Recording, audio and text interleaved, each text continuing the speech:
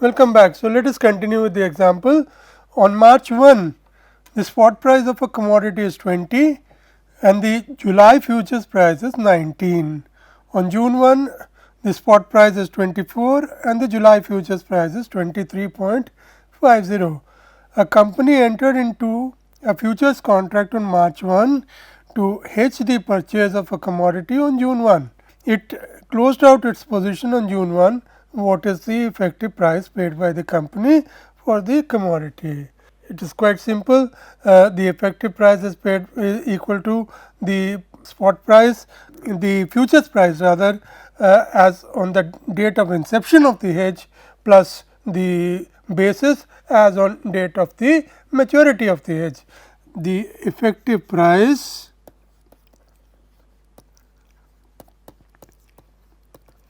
is equal to F0 plus BT. What is F0? F0 is the futures price at t equal to 0, that is March 1, that is equal to 19 plus BT. What is BT? BT is equal to ST minus FT.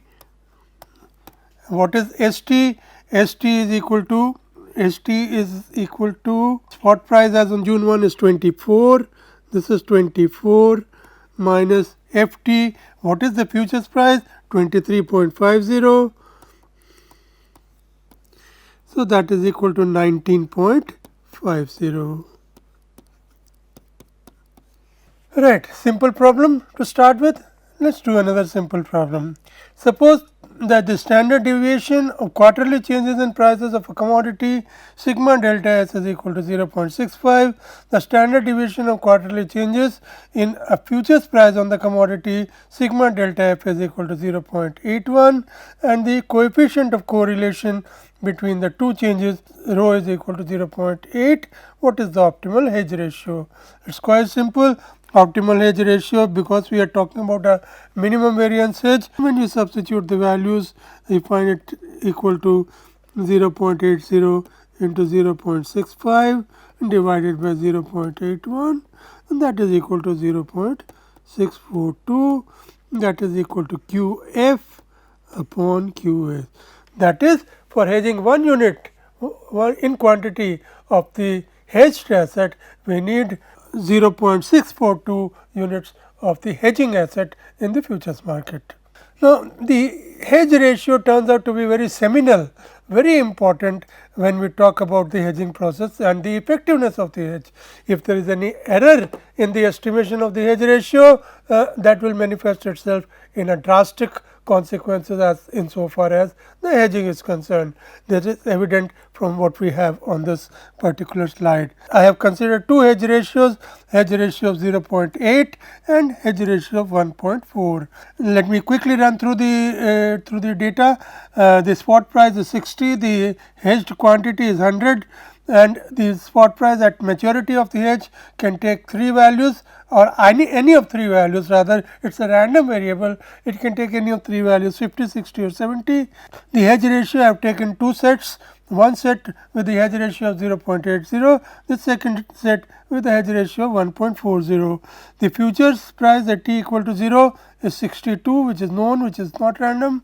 The futures price at t equal to capital T again can take 3 values 52, 62 and 72 and the futures quantity based on the hedge ratio turns out to be 80 in the first case and 140 in the second case when the hedge ratio is 1.40. If you look at the results, the net change of the hedged position, that is the spot and the futures, if the hedge ratio is 0.80 under the 3 scenarios is minus 200, 0 and 200 corresponding to the spot prices of 50, 60 and 70. Now, if you look at this same situation with a hedge ratio of 1.40, the profit figures are completely reversed. When the cost realized at the end of the hedge period was 50, the profit or the net change was minus 200. However, when you use the hedge ratio of 1.40, the change turns out to be plus 400. So, that is the importance of the hedge ratio. Even the direction has changed from minus 200 with a hedge ratio of 0.80, we are now having plus 400 with a hedge ratio of 1.40. So, that is the importance, that is the ramifications of the hedge ratio that we are going to use in the hedging process. The objective of this illustration is fairly and squarely or purely and squarely to bring to the learners the importance of the hedge ratio and the care that needs to be exercised when selecting a hedge ratio. Perfect hedging with futures. Now, we know that in the context of the minimum variance hedge is given by, if you recall, QF is equal to rho sigma S upon sigma F, sigma delta S, I am sorry, sigma delta S upon sigma delta F into QS. So, I substitute this value of QF into the expression for the variance of the hedge position here as well as here. Then I simplify, and when I simplify I get a very interesting result. The result that I get is the expression that I enclose within the box, 1 minus rho square sigma delta S square into Q S square. Now, the variance is obviously bounded from below by 0. So, when we talk about minimum variance, we cannot be more happy than the variance being 0. In other words, the best situation, best case scenario that the variance can give us is the variance being equal to 0. And if the variance is equal to 0 of the hedged position, that is the left hand side is equal to 0, for the right hand side what we get is rho is equal to plus minus 1.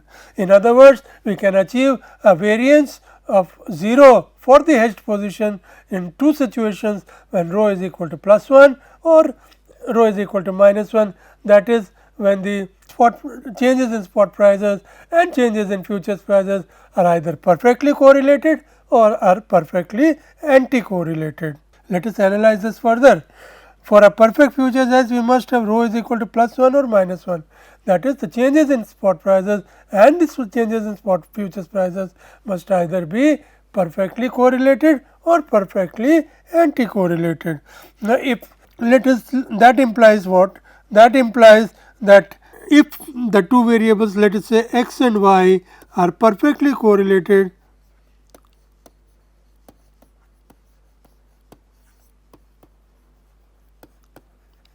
then it must be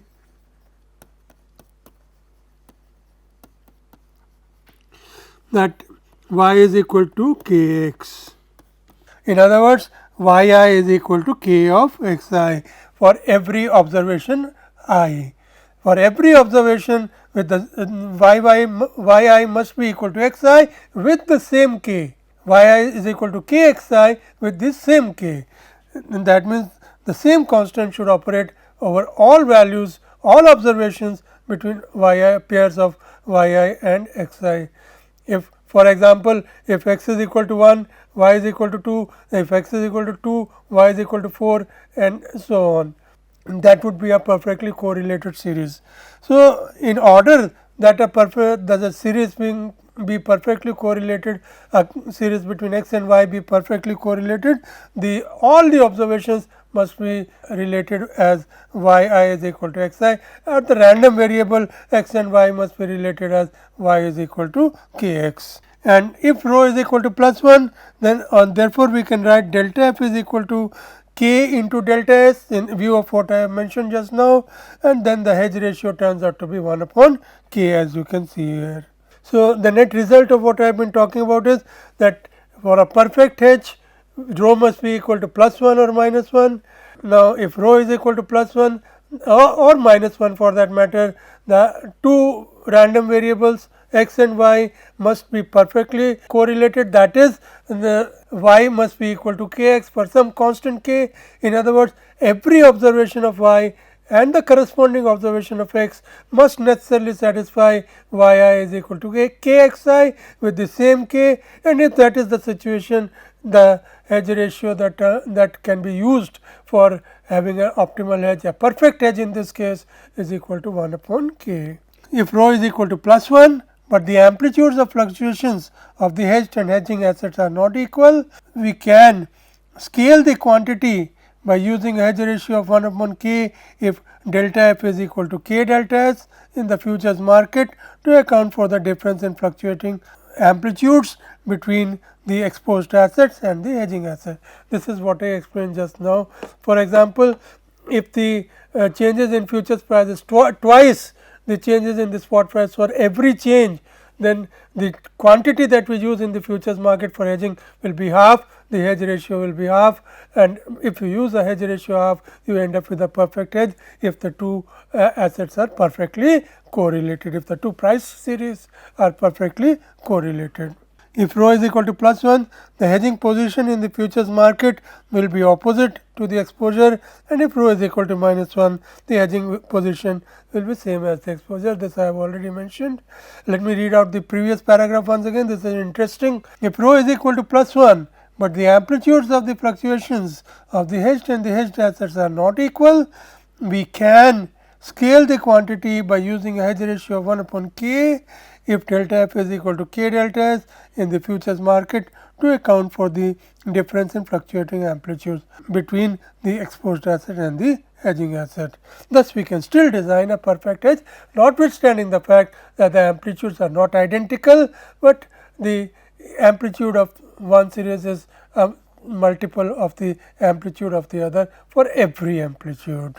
Okay. So, for example, as I mentioned, if the changes in futures prices are twice the changes in the spot price for every change, then you can have half as the hedge ratio. The quantity in the futures market will be half of the quantity in the spot market that you are planning to hedge. For rho having some other value, now this is interesting. For rho having some other values, for example, 0.80, we have q f upon q s equal to 0.80 sigma s upon sigma f. Actually, it should be sigma delta s upon sigma delta f. Let me write it down for you, make the correction here. H is equal to 0.80 sigma delta s divided by sigma delta f.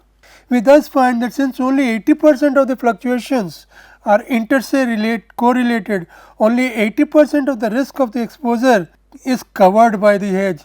Now, in this situation, when the correlation between the changes in spot prices and the changes in futures prices is 0.80, what does it mean? It means that we can only hedge 80% of the changes in prices in the spot market by using the futures hedge that we are considering.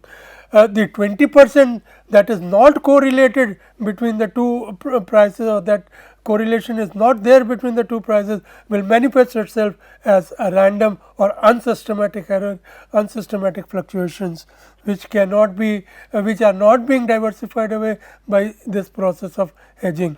We thus find that since only 80% of the fluctuations are inter se correlated, only 80% of the risk of the exposure is covered by the hedge. See, because only 80% is of the total variation in the spot position is being influenced by the hedge, and therefore, only 80% can be eliminated by using the best possible hedge using that particular asset.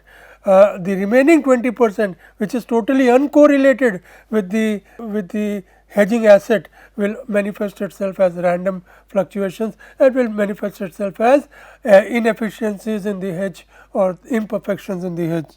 Accordingly, the hedging quantity is calculated with respect to this 80%. So, let me repeat, we thus find that since only 80% of the fluctuations are inter se correlated, only 80% of the risk of the exposure is covered by the hedge. Accordingly, the hedged quantity is calculated with reference to this 80%, because this is what we are going to hedge. 20%, because it has no correlation with the hedging asset, the hedging asset will not manifest itself as annulling the fluctuations of that 20% component. The remaining 20% being unrelated to the hedging instrument continues to subsist. This is important in the overall hedged position. This is the reason that in such cases the hedge is not perfect. Caveat: hedging invariably relates to the future evolution of prices, hence the input data for sigma and rho must also relate to future prices. This is obviously not possible, and the input data is usually premised on past prices. The implied assumption is that past patterns will replicate themselves. As such, actual outcomes of hedges may not be perfect despite the most optimal input hedge designing. So, that is the important part. You see, what we are trying to say here is that basically whatever the optimality condition and so on that we have derived so far involve certain inputs. These inputs must relate to the future evolution of the prices of the hedged asset. And of course, the correlation between the prices of the hedged assets and the hedging assets. The future evolution is important, not what has happened in the past, but obviously we cannot predict the future. These are random variables.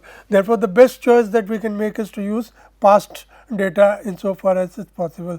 The understanding is that the past patterns will replicate themselves in the future, but that may not necessarily happen.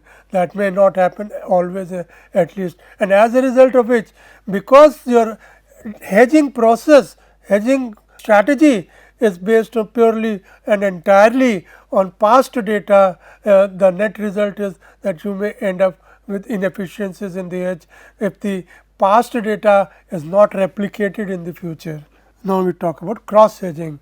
What happens if your exposure is in one asset and the underlying asset of the futures contract that you are using for hedging your exposure is discussed here, and the process is called cross hedging. Let me repeat, your exposure is in asset A, the underlying asset of the futures contract that is being used for hedging is asset B, then the process is called cross hedging, and let us discuss it. The asset that gives rise to the hedger's exposure is sometimes different from the asset underlying the futures contract that is used for hedging. This is known as cross hedging. It leads to increase in basis risk. Let us define ST star as the price of the asset underlying the futures contracts at time t equal to capital T, the asset B.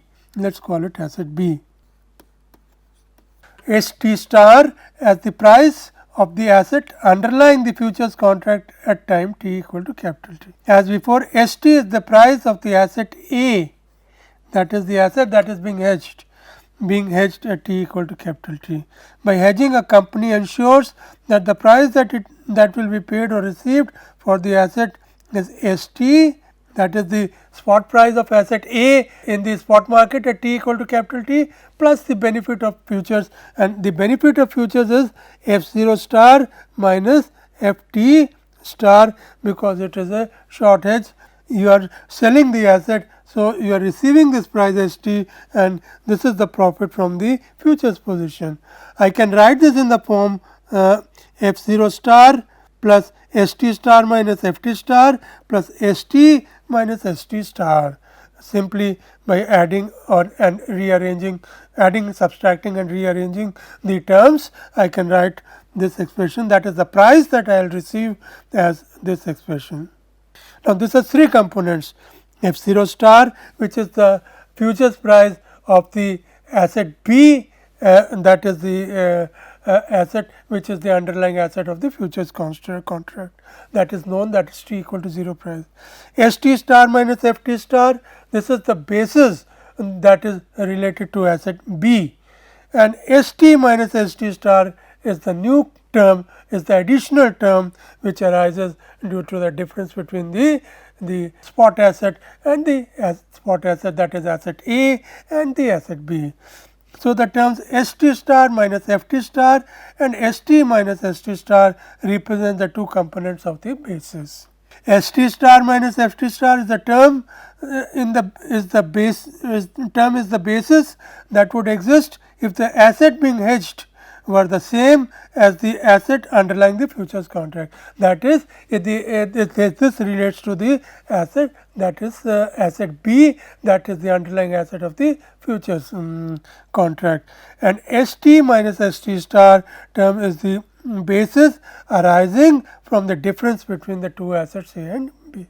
Now, we talk about a very interesting strategy, hedging strategy, which involves using a dynamic hedge ratio and we will show that by using a dynamic hedge ratio, assuming that the interest rates are non-stochastic, on the premise that interest rates are non-stochastic, if we use a dynamic hedge ratio, we can achieve risk-free rate of return on the hedged position.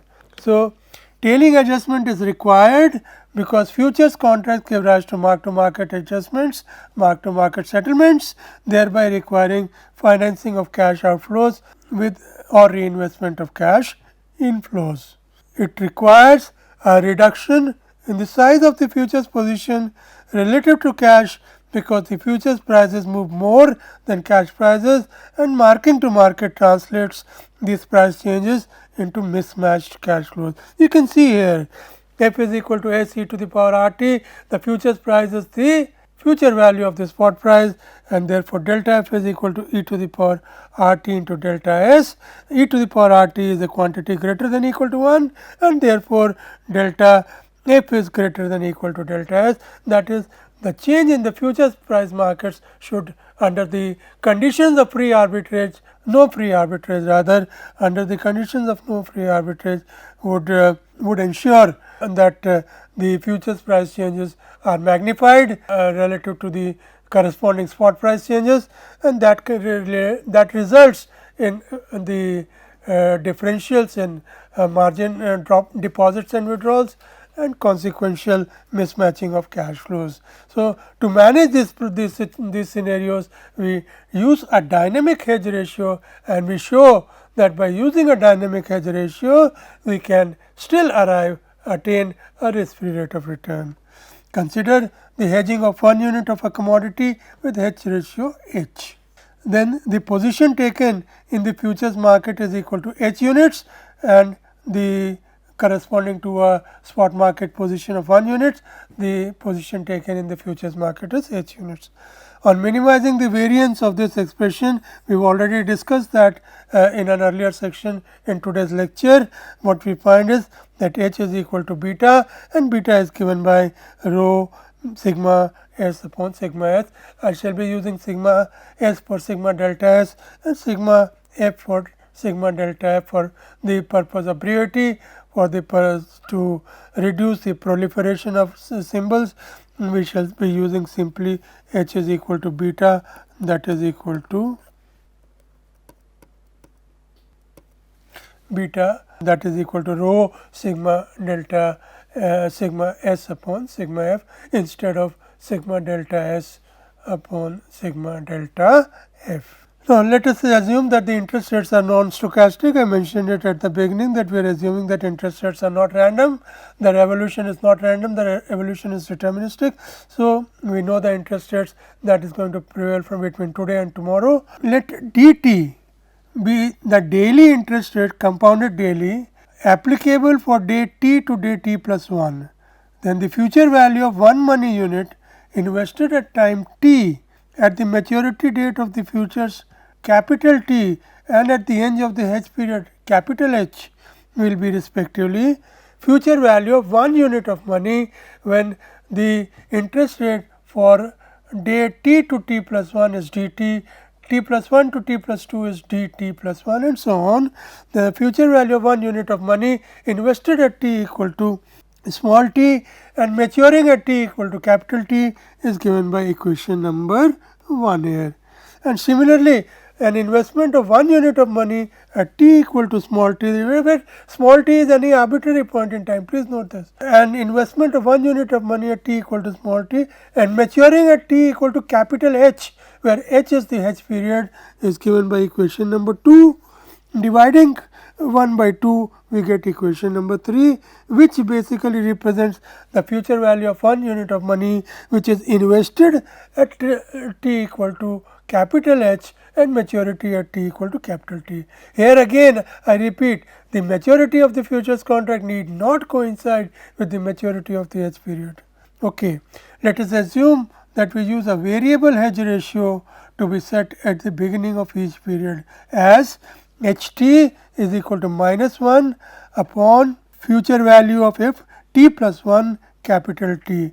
Now, please note future value of f t plus 1 and capital T will be known, because we are assuming interest rates to be non-stochastic. So, interest rates are known up in advance, and this minus sign represents that the position that I take in the futures market will be inverse to the position that I have insofar as my exposure is concerned.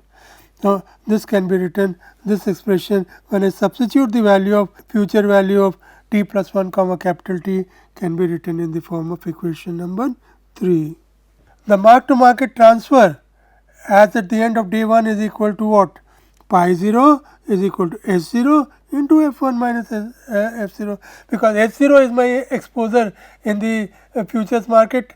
Remember, we are talking about hedging of 1 unit of the commodity, and the hedge ratio is H 0. So, the exposure in the futures market is H 0, and F 1 minus F 0 is the change in price. Since this would be invested at t equal to 1, its future value at the end of the hedge period will be equal to H 0 F 1 minus F 0 into future value 1 comma H. Let us call it equation number 4. H 0 is, this is the amount, H 0 into F 1 minus F 0 is the amount, and F V 1 comma H is the future value factor. So, future value factor 1 comma H.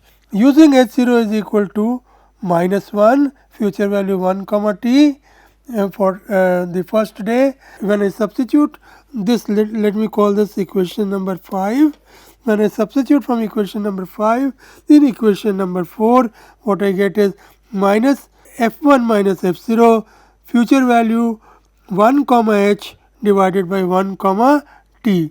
This 1 comma t is coming from the hedge ratio minus 1 future value 1 comma t, this minus sign here also, and this f v 1 comma t, both these terms are coming from the hedge ratio h 0. So, simplifying f v 1 comma h divided by f v 1 comma t, this is equal to 1 upon f v h comma t, and the rest is as it is. Let us call it equation number 5. Now, summing this over the entire life of the hedge, what will I get? The total value pi, capital pi, is equal to minus f 1 minus f 0 into 1 upon f v h t, and then the second term would be minus f 2 minus f 1 bracket into 1 upon f v h comma t. You see, please note this term, this factor 1 upon f v h comma t is independent of small t. So, it will remain the same for all the terms, and when you do the addition, this s h is when you at the end of the hedge period you dispose of the asset, you get or you receive a cash inflow of s comma s h. So, the total value is equal to f 0 minus s f h. All the intermediate terms will cancel out into 1 upon f v h comma t plus s h. All the intermediate terms f 2 minus f 1, f 3 minus f 2, all of them will cancel out. We will be left with the last term and the first term, that is f 0 minus f h, and this 1 upon f v h t will remain with every term. It is a common term, it is independent of t, and this s h is the maturity cash flow at the termination of the hedge. Now, from the cost of carry relationship, what we get? We get the future price or the future value or the forward price for that matter is equal to the future value of the spot price. Therefore, f small t is equal to s small t into the expression, this expression. And what is this expression?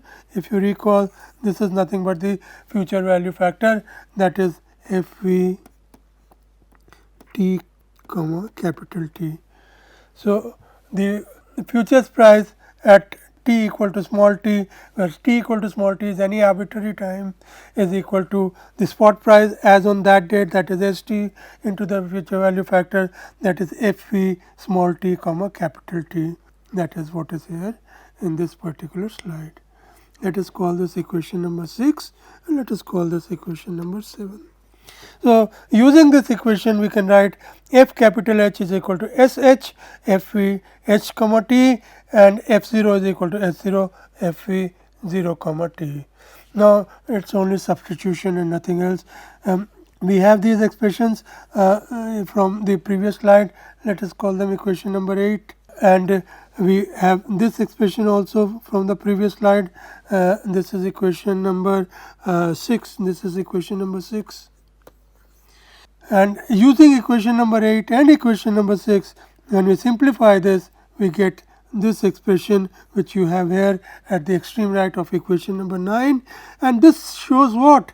This shows S0 is today's price, t equal to 0 price, which is deterministic, which is known, into the future value of between 0 and h, which is also known because interest rates are non-stochastic. So, we know the evolution of the interest rates, and we know the future value factor for an investment at t equal to 0 and maturity at t equal to h with certainty. So, the entire expression here is known at t equal to 0, and that means we have a riskless hedge. Thus, if we use a dynamic hedge ratio settled at the beginning of each period given by h t equal to minus 1 upon f v t plus 1 comma t, we are assured of a risk free return over the hedge period, notwithstanding the MTM cash flows in the futures contract.